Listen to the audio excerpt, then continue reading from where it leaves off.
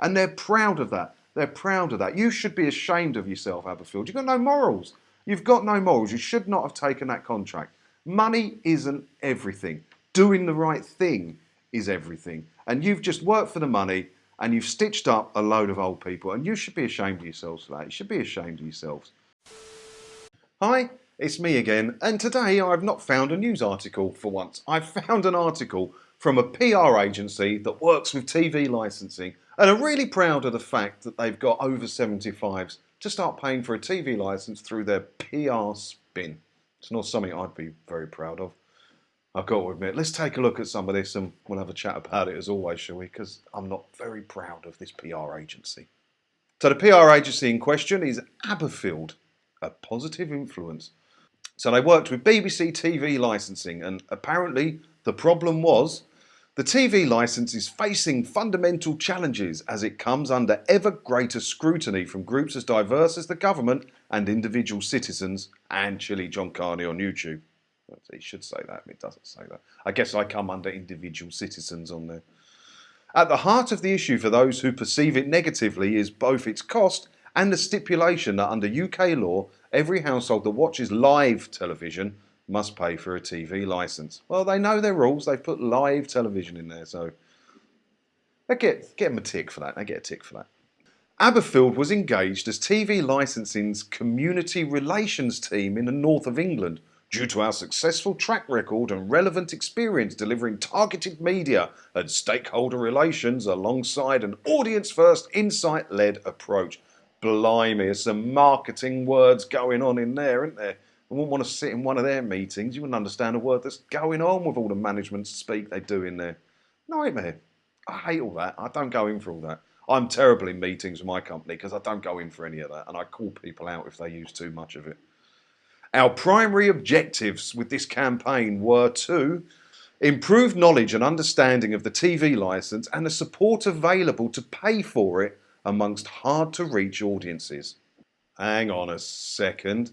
Improve knowledge and understanding of the TV licence and support available to pay for it amongst hard-to-reach audiences. Nowhere there does it say to let people understand that if they don't require a licence, they don't actually need to pay for it. No, we're going to sell you one. That's what all this is about. TV licensing have paid this PR agency a lot of money to sell more licences. I wonder what their fee was. It doesn't say, but I would like to have known. And their other objective was to reduce licence fee evasion and drive take-up of major new policy initiatives. By evasion, I'm guessing they mean people who choose not to pay for a television licence, even though they don't need one. We're going to try and sell you one with the hard sell and some PR into north.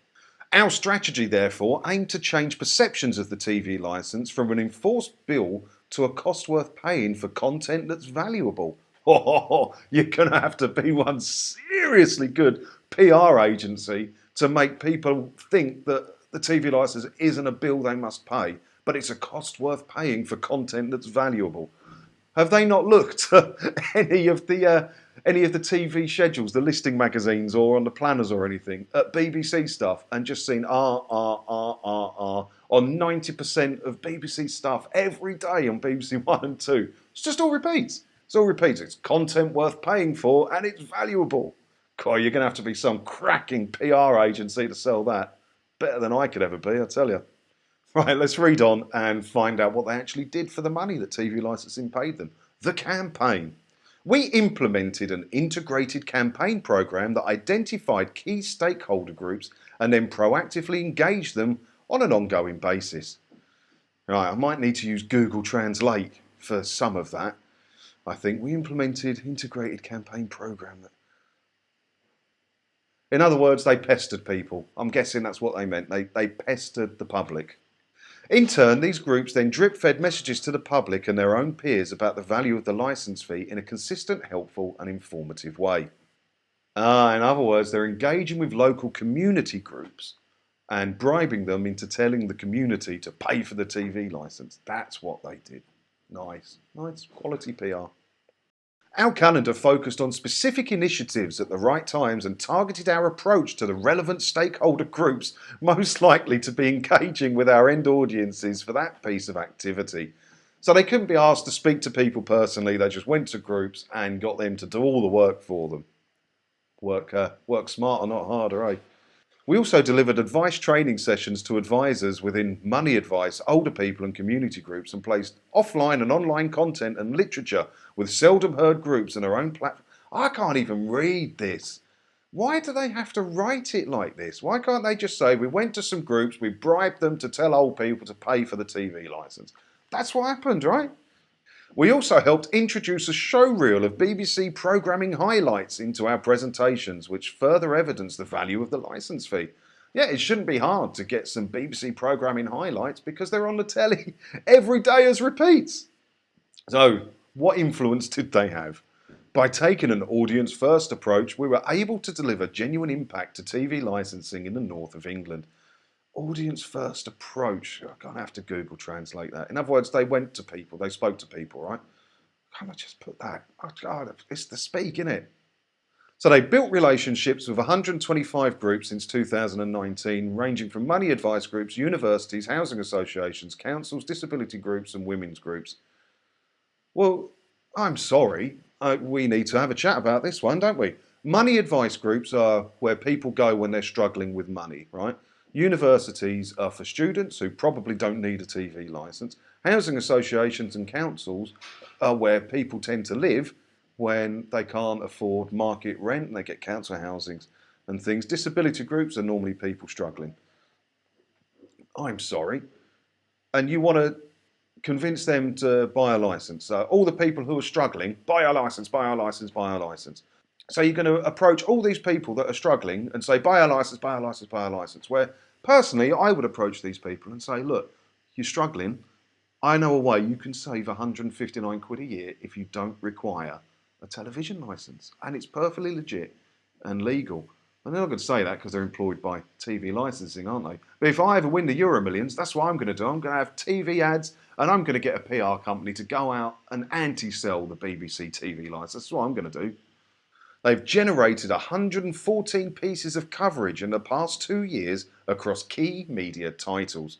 Well, I think I'm up to 300 pieces of coverage on my YouTube channel here now. I have to check on that, but I think I'm around 300 videos now. And I do it for free. Our work on the changes to the over 75s licence has helped TV licensing achieve an 83% rate of over 75s making arrangements to either pay for their TV licence or get a free one if receiving pension credit. This equates to a total of 2.7 million people have started paying. And they're proud of that. They put that there on their website. They're proud of that. They're proud of making over 75s who may not have a lot of money pay 159 quid a year for something they shouldn't have to pay for one, and something they may not need to pay for if they don't need it. And they're proud of that. They're proud of that. You should be ashamed of yourself, Aberfield. You've got no morals. You've got no morals. You should not have taken that contract.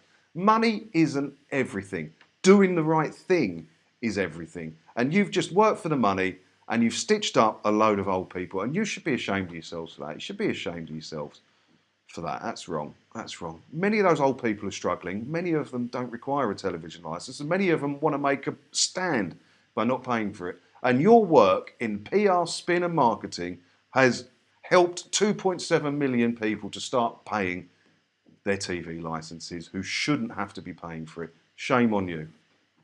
The national evasion rate remains low as a result of our work. It is in the range of 6.5% to 7.5%, with around 93% of addresses being correctly licensed. I tell you what, this Aberfield better hope that I don't win the Euro Millions, because I'll get a PR agency on board that's a lot better than them, because they look a bit amateur hour to me now.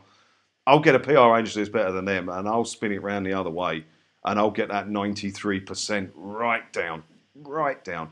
I mean, I'm doing all the work I can, and hopefully I've helped at least 0.5% or 0.1%, I'd take. Do you know what I mean? In the work we're doing. And we're all in this together. We all share the videos. We all try and convince as many people as possible to stop paying the TV licence. But the big fight for me at the minute is the over 75s. And that just annoys me, that statement they put in there. And they're proud of it. How can you be proud of that? You've not got nans, you've not got mums, or granddads, any elderly relatives who are struggling financially.